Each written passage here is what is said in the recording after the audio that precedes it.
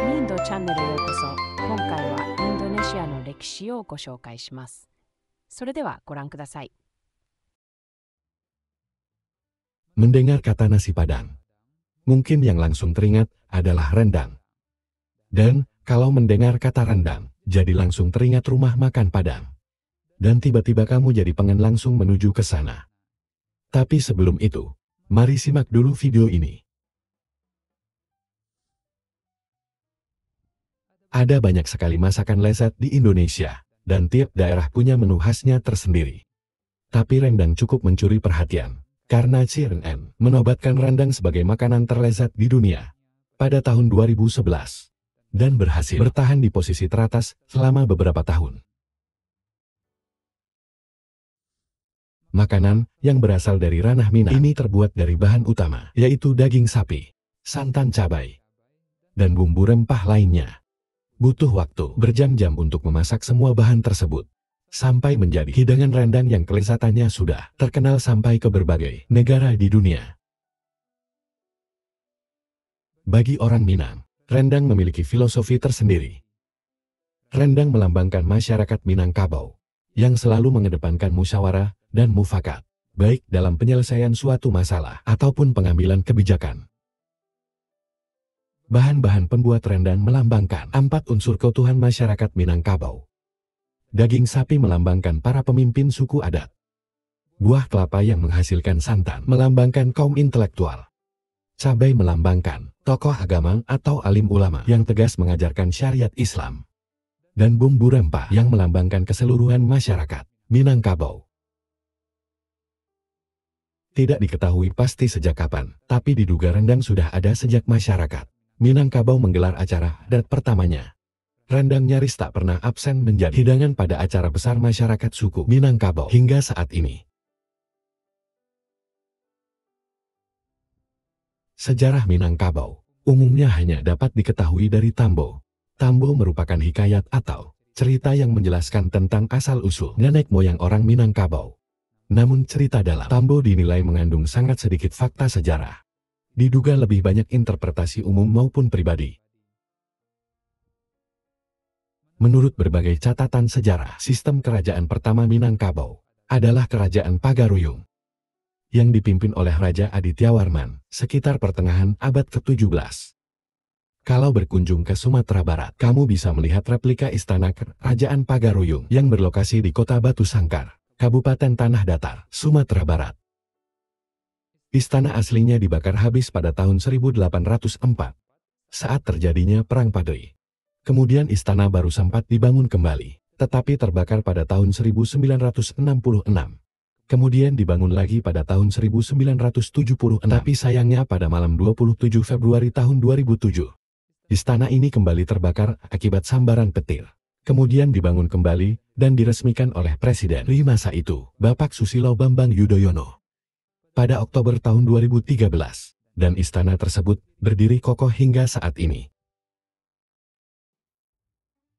Nama rendang atau dalam pelafalan masyarakat Minang disebut rendang, berasal dari kata marendang, yang berarti proses memasak makanan dengan api kecil, dalam waktu lama hingga agak mengering. Proses memasak seperti inilah yang membuat rendang menjadi tahan lama. Ditambah lagi penggunaan bumbu-bumbu alami yang bersifat antiseptik dan membunuh bakteri patogen. Di suhu ruangan, rendang kering bisa bertahan selama berminggu-minggu. Kemunculan masakan rendang diduga salah satunya dilatar belakangi oleh masyarakat Minangkabau yang suka merantau atau berlayar untuk berniaga. Dan biasanya perjalanan ditempuh dalam waktu lama. Jadi para perantau membutuhkan makanan yang bisa bertahan cukup lama untuk jadi bekal selama perjalanan. Budaya merantau ini secara tidak langsung telah menyebarkan masakan rendang ke kawasan rantau berbudaya Melayu seperti Riau dan Jambi. Bahkan pelayaran yang dilakukan masyarakat Minangkabau sejak sekitar awal abad 16 ke Malaka untuk berdagang telah menyebarkan rendang sampai ke daerah yang kini menjadi negara Malaysia tersebut. Di daerah Negeri Sembilan Malaysia, banyak dihuni perantau asal Minangkabau. Mereka telah bermukim di sana turun-temurun hingga saat ini. Selain itu, rendang juga ditemukan di beberapa negara Asia Tenggara lainnya. Rendang pun kemudian menjadi masakan umum di daerah yang dulunya merupakan kawasan rantau orang Minang tersebut. Tapi rendang di sana memiliki perbedaan dengan rendang di daerah asalnya. Rendang di Malaysia dan negara Asia Tenggara lainnya cenderung lebih basah dibandingkan rendang di Sumatera Barat, Indonesia.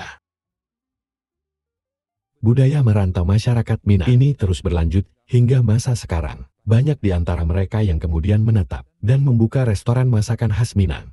Inilah yang menjadi alasan menjamurnya restoran Padang hampir di seluruh kota di Indonesia. Salah satu hal unik yang ada di beberapa restoran Padang adalah pelayan yang menumpuk banyak piring sekaligus di tangannya untuk dibawa ke meja pelanggan. Tanpa perlu memesan, semua menu akan dihidangkan di atas meja. Tapi jangan khawatir, kamu cukup membayar hidangan yang kamu makan saja. Satu lagi hal yang unik adalah porsi nasi Padang yang dibungkus lebih banyak daripada makan di tempat. Konon katanya, pada zaman penjajahan dulu, pelanggan rumah makan Padang dari kalangan saudagar kaya dan orang Belanda biasanya langsung makan di tempat, sementara masyarakat biasa lebih sering memesan dengan dibungkus untuk dibawa pulang.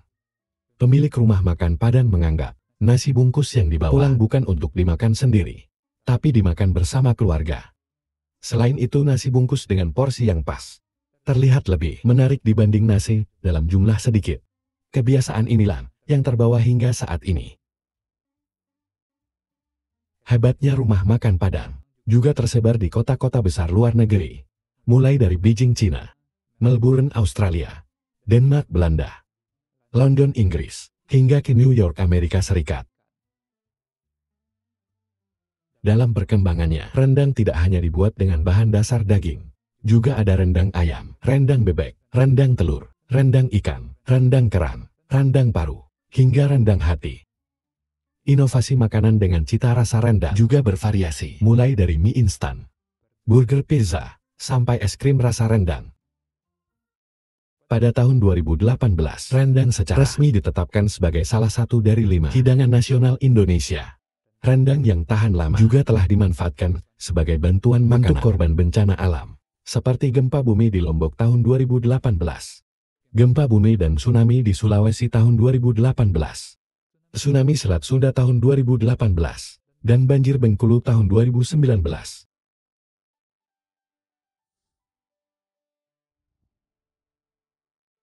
Rendang menjadi salah satu dari sekian banyak warisan kuliner bangsa kita.